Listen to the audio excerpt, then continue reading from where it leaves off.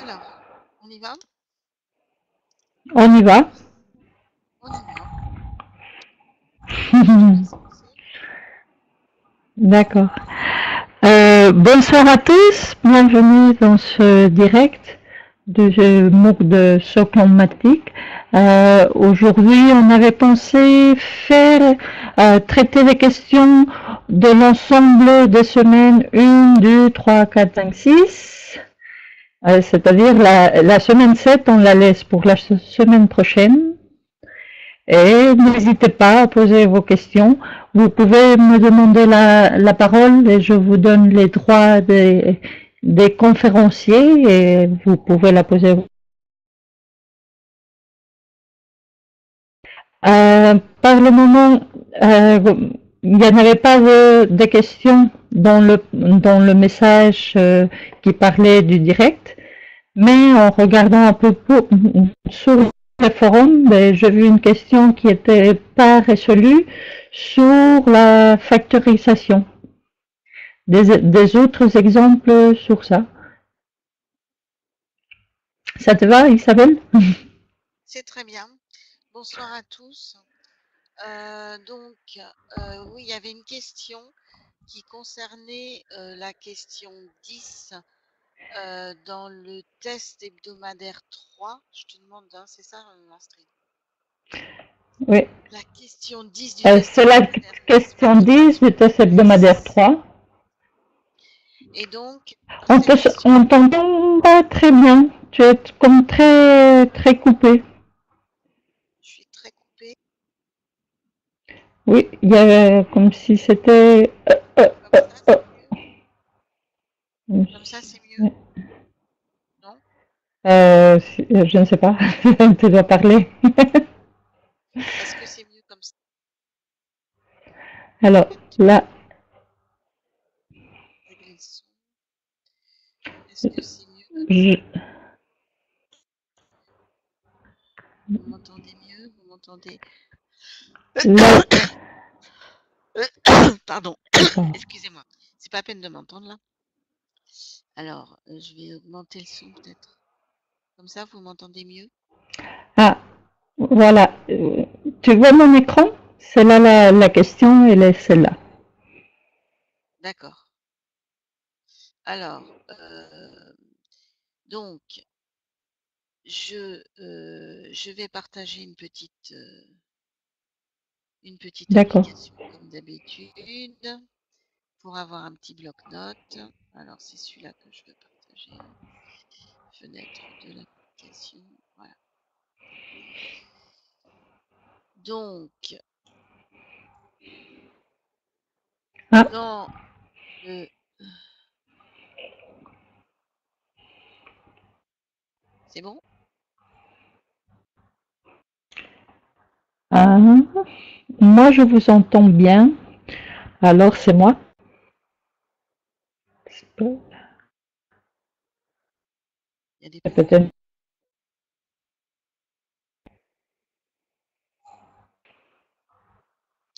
Alors, c'est bon comme ça? J'ai Julien qui a répondu. Moi, je vous entends bien. Ouais.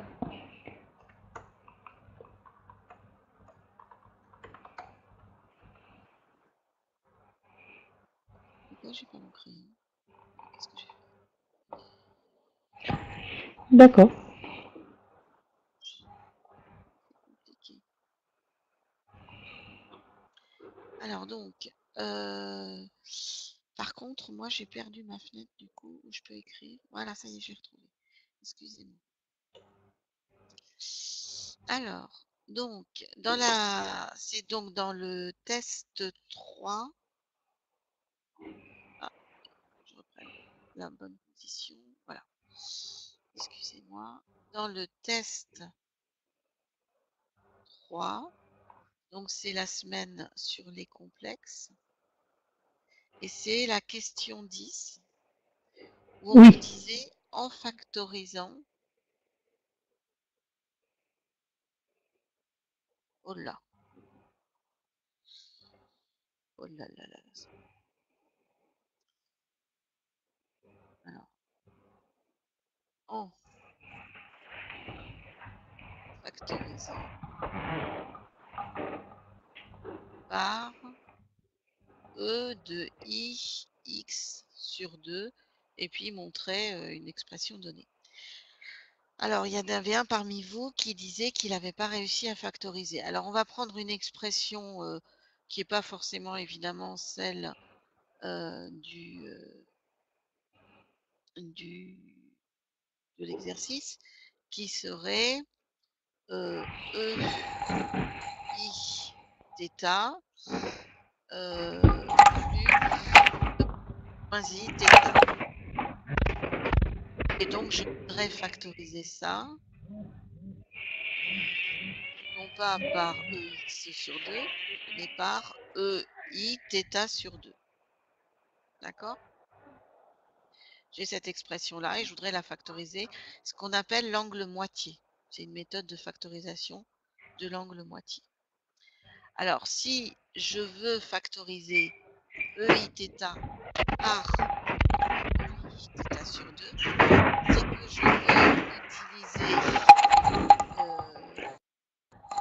c'est que je veux utiliser une propriété du type E de A fois E de B, c'est E de A plus B.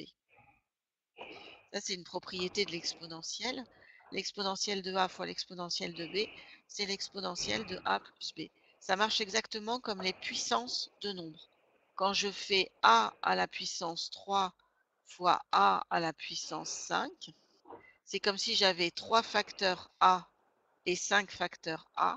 Donc en tout, j'ai 3 plus 5, j'ai 8 facteurs A. Donc A3 fois A5, c'est A puissance 8. Ça, et l'exponentielle et les puissances, ça marche exactement de la même façon. Donc du coup, dans mon EIθ plus E moins Iθ, si je veux mettre un EIθ sur 2 en facteur, je vais dire EIθ plus E moins Iθ. Ça va être EIθ sur 2. Facteur de quoi? Ben, ça va forcément être une exponentielle pour obtenir le premier. Je vais changer de couleur. Pour obtenir le premier, ça va forcément être aussi une exponentielle. Qu'est-ce qui, étant donné Iθ, va me permettre d'obtenir, pardon, qui, étant donné Iθ sur 2, va me permettre d'obtenir Iθ en faisant une somme? Eh bien, il suffit que je rajoute Iθ sur 2. Parce que Iθ sur 2 plus Iθ sur 2, ça fait I facteur de θ sur 2 plus θ sur 2, donc ça fait EIθ. Ensuite, pour l'autre terme, celui-ci, si j'ai un EIθ sur 2, comment est-ce que je peux obtenir un E moins Iθ? Eh bien, il faut dans ces cas-là que je prenne un plus E, I, et alors à partir de θ sur 2 fois quelque chose, il faut que j'obtienne moins θ. Donc ça veut dire que j'ai θ sur 2 plus ce que je recherche, qui est égal à moins θ. Donc ce que je recherche, c'est moins 3θ sur 2. Oui. Donc c'est E moins I, 3θ sur 2. Et voilà, j'ai fait ma factorisation par EIθ sur 2. Ok. Donc c'est comme ça que ça marche les factorisations. Alors parfois, bon bah là, ça m'apporte rien de particulier. Parfois, comme dans l'exemple, on retombe sur une expression qu'on sait simplifier davantage. Alors, les expressions qu'on sait bien simplifier avec les EIθ, ce sont les expressions qui viennent de la formule de l'air qui nous dit qu'un cosinus, c'est EIθ plus E moins Iθ sur 2, ou bien sinus θ qui est EIθ moins E moins Iθ sur 2.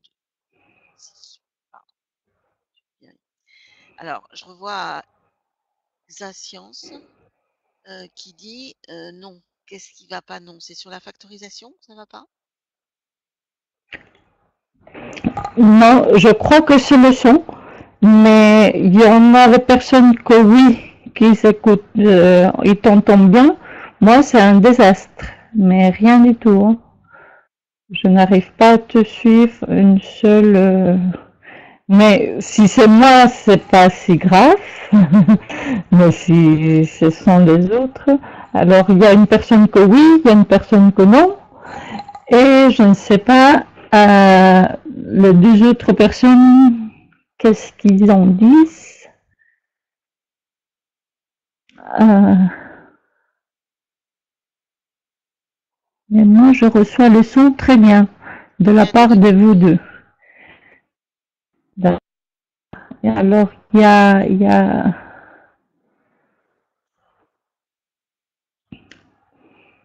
y a Pierre que je ne sais pas, et Sebjan Swan, que je ne sais pas non plus. Mais il y a Chasscience que lui non plus n'écoute pas. Ce que je ne sais pas si ça va être bien enregistré ou non, ou ça je ne sais pas.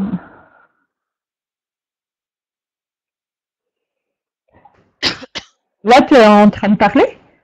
Je sais pas. Non, là, je parlais plus.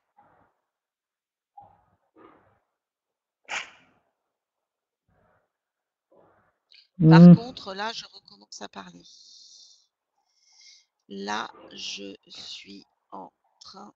Non, je suis en train de parler.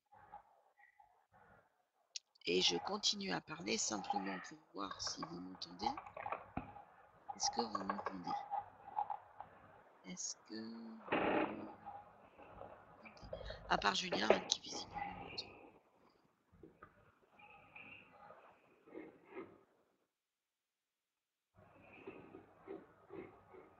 Parce que du coup, c'est un peu bête si on parle dans le vide. C'est un peu dommage.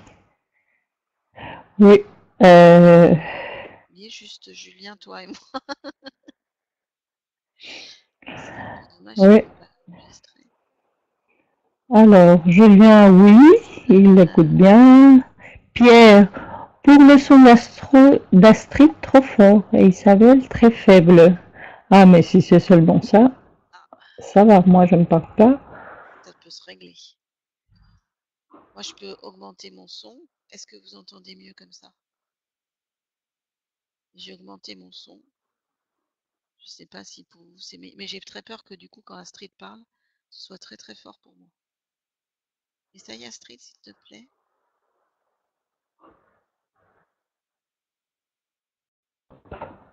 On est toujours en décalage, hein, c'est terrible. Ah là, je t'ai complètement perdu, Astrid.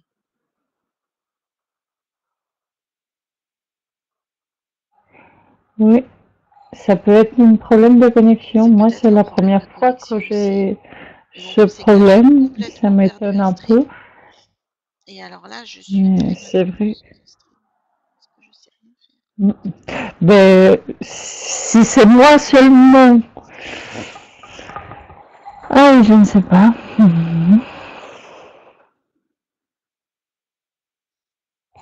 Comment je. Oh, si je.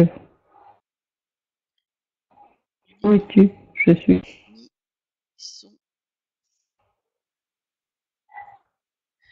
ni image.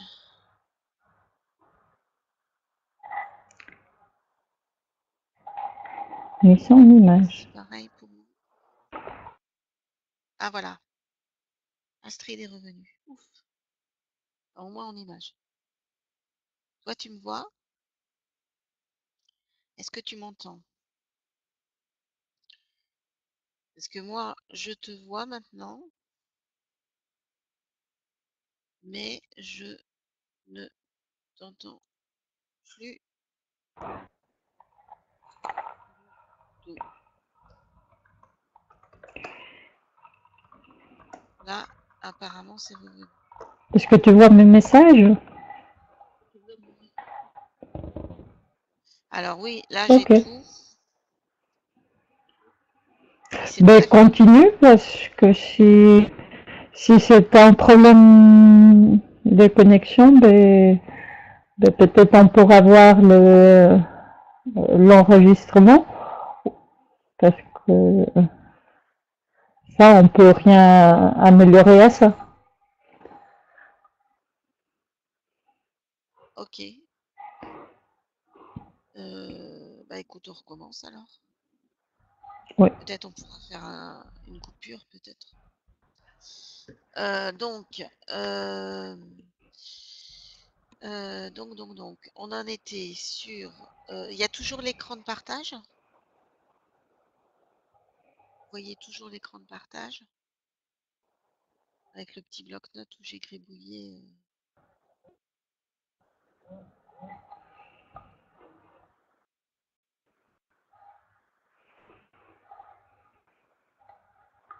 D'accord. Donc Pierre a coupé le son d'Astrid. Mais Astrid, moi je l'ai reperdu complètement là. Je sais pas ce qui se passe au niveau de la connexion.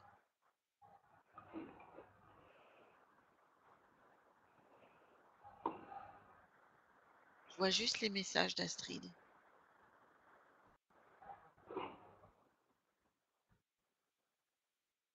Mmh. Ah, peut-être si je...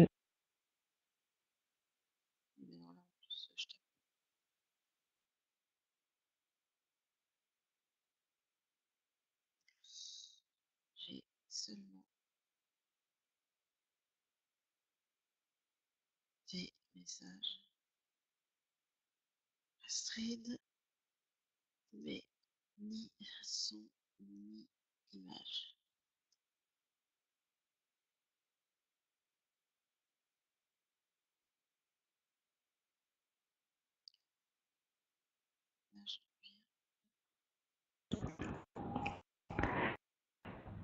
C'est que comme il paraît que j'ai le son, le...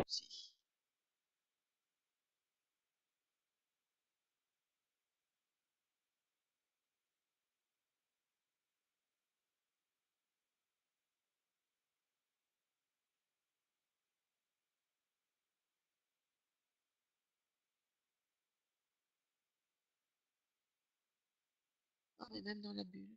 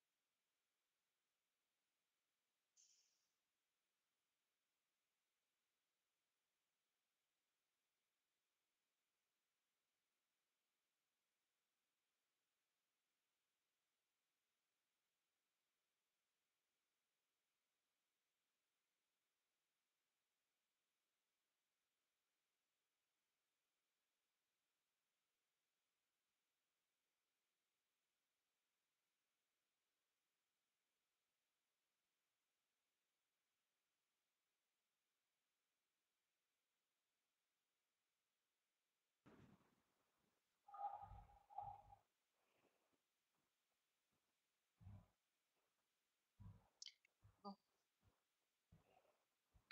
Je recommence alors.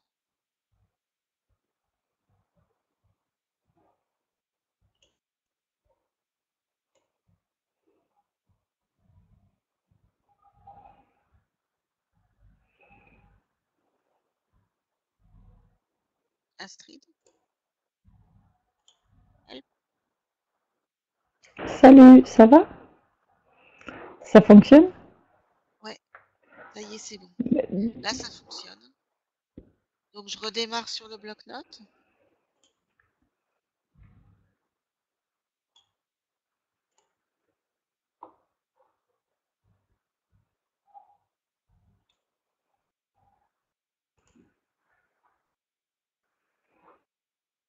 Vous avez tous le bloc-notes?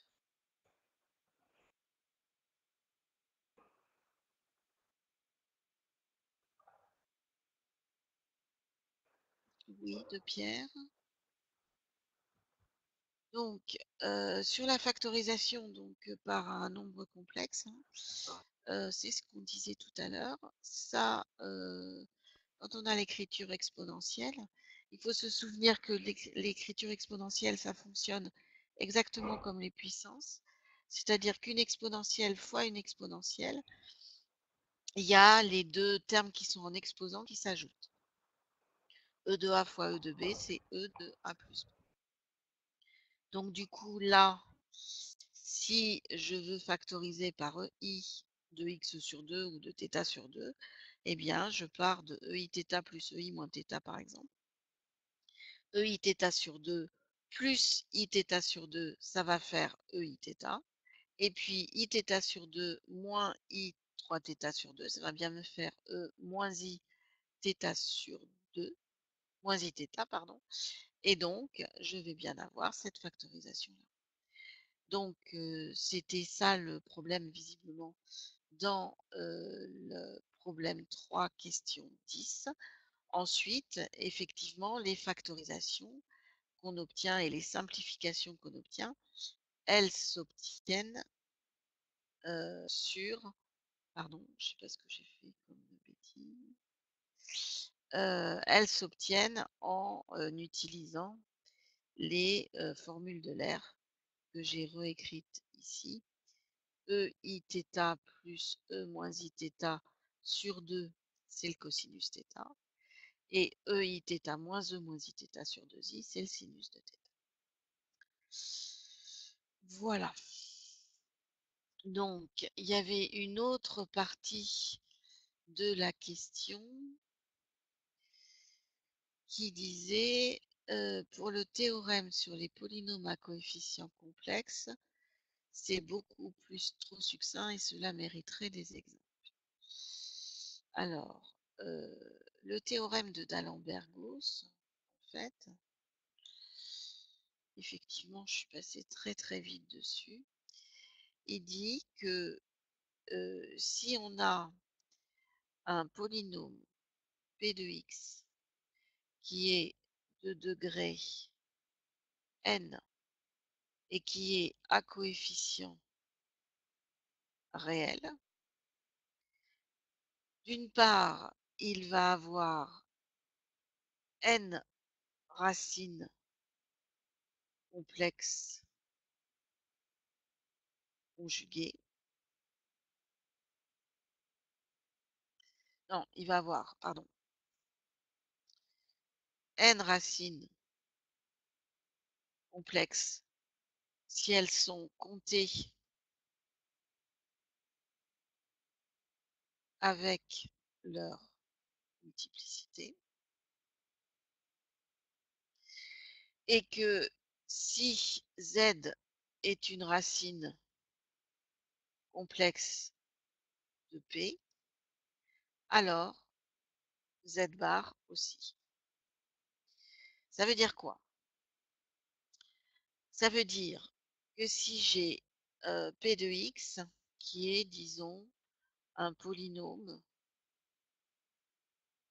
de degré 8 à coefficient réel. D'une part, je vais pouvoir écrire P de x sous la forme x moins une première racine, x moins une deuxième racine, etc. Alors, bon, je ne vais pas l'écrire comme ça. Je vais dire x moins une première racine, x moins une deuxième racine, etc. jusqu'à x moins une huitième racine. Sachant que les xi qui sont là, elles peuvent être égales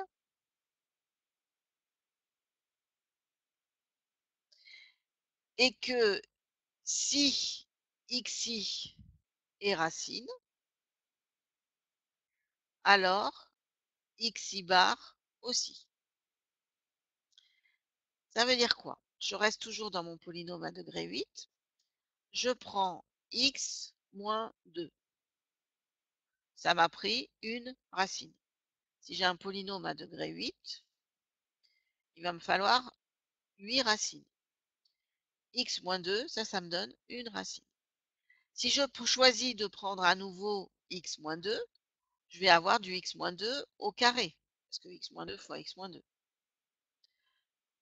Ensuite, je vais dire j'ai x plus i. X plus un nombre complexe. Forcément, je sais qu'il va y avoir x moins i, la complexe conjuguée. Donc du coup, je suis arrivée à du degré 2, 3, 4. Il me reste plus que 4 racines à trouver. Ça peut être par exemple x plus 1 plus 3i. Mais dans ces cas-là, il faudra que j'ai x plus 1 moins 3i. Et puis, je peux les prendre toutes les deux au carré. Ça fait du degré 2, du degré 4, du degré 5, du degré 6, du degré 8. Ça, je suis sûre que c'est un polynôme à coefficient réel. Il va s'écrire x moins 2 au carré, x2 plus 1, parce que x plus i facteur de x moins i, c'est x2 moins i au carré, donc x2 plus 1 au carré, plus, alors, x plus 1 plus 3i, facteur de x plus 1 moins 3i, le tout au carré. Et ça, j'avoue que je ne sais pas le faire de tête, il faut que je le calcule. X moins 2 au carré, facteur de x plus 2 au carré, facteur de quoi? J'ai mis un plus, pardon. Si c'est un facteur.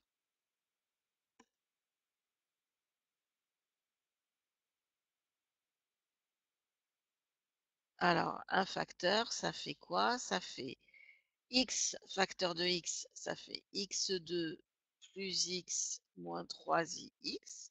Ça, c'est le premier x que j'ai distribué sur x plus 1 moins 3i. Le 1 que je distribue sur x plus 1 moins 3i, ça fait plus x plus 1 moins 3i. Je ne vais pas l'écrire comme ça, je vais écrire dans le sens. Ça va, au contraire, ça va mélanger alors que je voulais simplifier. X plus 1 moins 3i. Et puis 3i facteur de l'autre, ça fait plus 3ix plus 3i. Et puis moins 9i2, donc plus 9. Et vous voyez que tous les termes en i se simplifient. J'ai moins 3ix qui va se simplifier avec 3ix. Et j'ai 3i qui va se simplifier avec le moins 3i. Donc il vient bien me rester simplement un polynôme à coefficient réel qui va être, alors si je réécris depuis le début, x moins 2 au carré, x2 plus 1, facteur de quoi? Facteur de x2 plus 2x plus 10.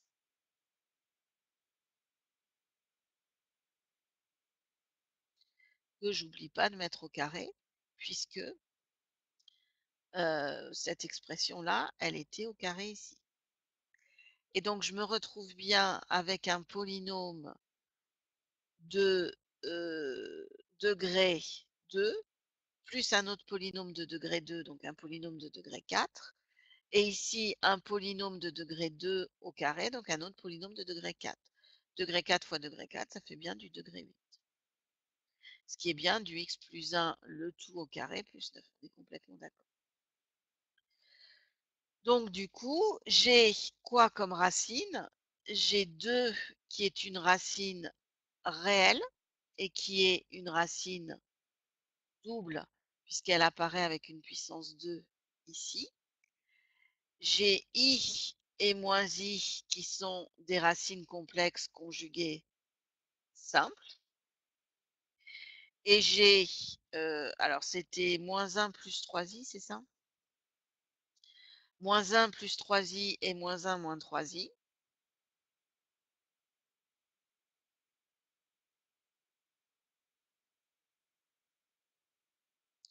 Qui sont des racines complexes doubles, puisque elles apparaissent 2 fois dans la factorisation du polynôme.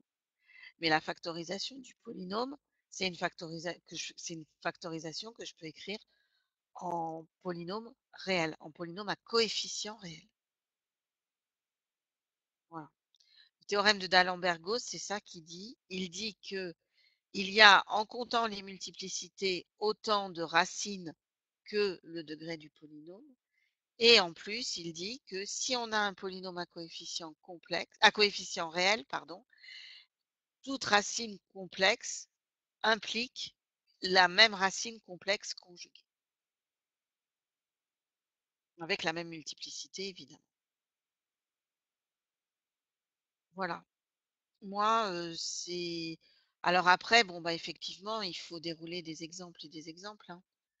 Il faut essayer de factoriser. Comment est-ce qu'on fait pour factoriser? En fait, ce qu'on sait bien factoriser, c'est les polynômes de degré 1, de degré 2. Évidemment, degré 1, il n'y a rien à faire, c'est juste factorisation sur les nombres.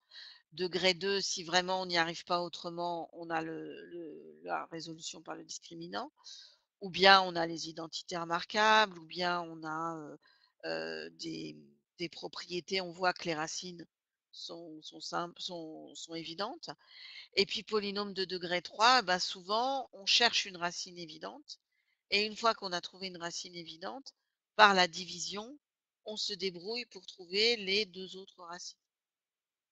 Soit en passant par une identification, soit en passant par un discriminant, par plein de choses de degré 2 qui sont, qui sont possibles.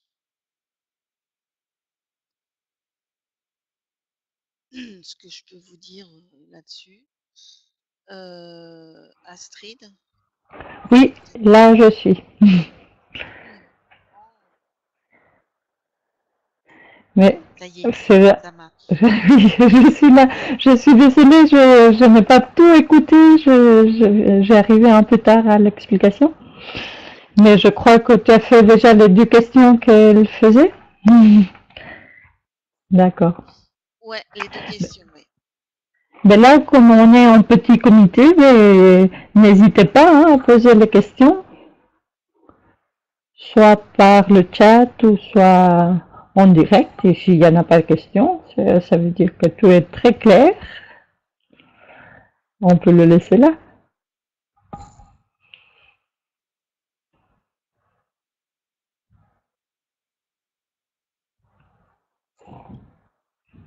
Il n'y a pas l'air d'avoir de questions.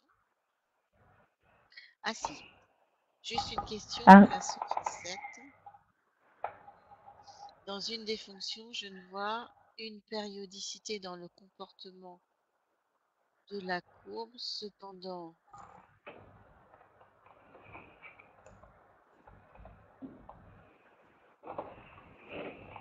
dans une des fonctions, je vois une périodicité. Cependant, f de x plus t est différent de f de x. C'est pas possible.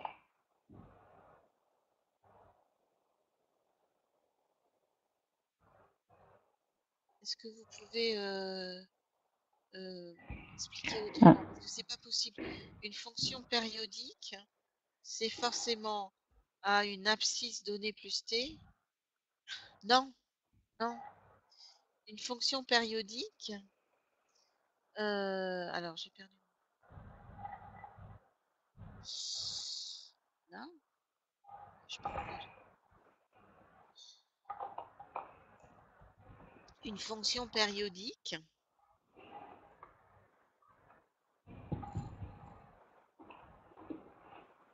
si elle est périodique de période t, ça veut dire que si je me promène sur l'axe des abscisses, je vais prendre x, je vais prendre x plus t, x plus 2t, ou bien x moins 2t, peu importe, mais quel que soit le nombre de périodes que je prends, forcément, sur la courbe, j'ai la même ordonnée, la même image. Pour avoir une fonction périodique de période t, il faut que f de x plus t soit égal à f de x. Et pour que ça marche vraiment bien, il faut que pour tout x appartenant au domaine, x plus t appartienne au domaine. Et même si on veut même être plus précis, vous voyez que si c'est périodique de période t, c'est aussi périodique de période 2t. Par exemple, il y a une fonction périodique que vous connaissez bien, c'est la fonction sinus. La fonction sinus, elle oscille comme ça. Hop, hop, hop, hop. Et c'est sur une période de pi. Mais je pourrais très bien dire qu'en fait, ça se répète sur 4pi. Mais si je dis périodique de période, c'est que j'ai pris la plus petite période possible. Sinus 2pi pour que ça, sinus x pour que ça se répète, il faut au moins que je sois sur un intervalle d'amplitude de pi. Après, ça se répète par petits morceaux. Ça, c'est la période. C'est une fonction périodique de période de pi. Par contre, 4pi aussi, c'est une période.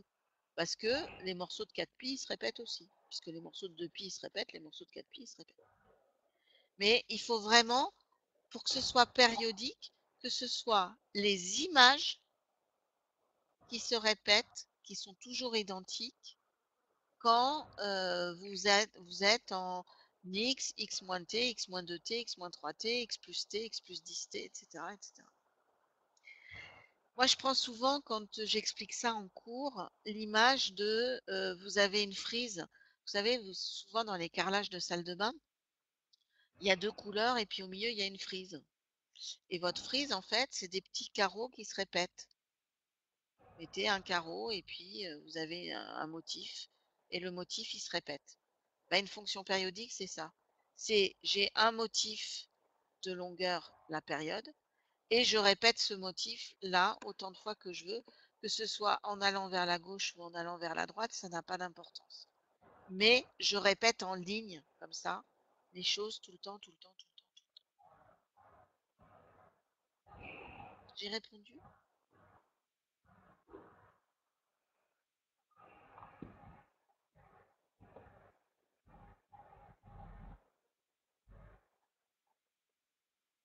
Non, c'est pas une périodicité.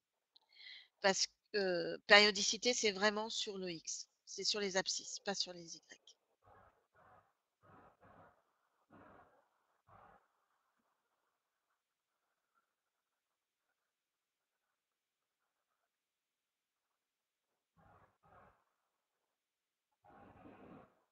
Moi, je vous en prie, je suis là pour ça. Mhm.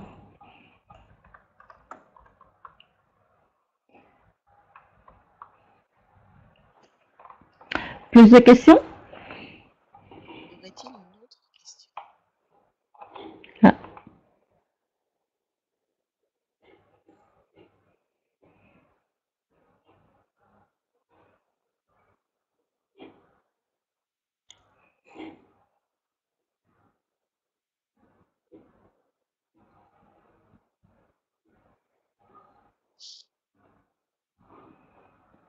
Ben, on le laisse là, s'il n'y en a pas plus de questions. On va s'arrêter là pour ce soir et puis Oui. la semaine prochaine, on parlera un petit peu plus longtemps de la semaine 7. On fera directement la semaine 7, d'accord? Là où il y a, même si presque toutes les questions sont répondues, ben, il y a plus de questions nouvelles. Oui. Oui, je pense qu'il y a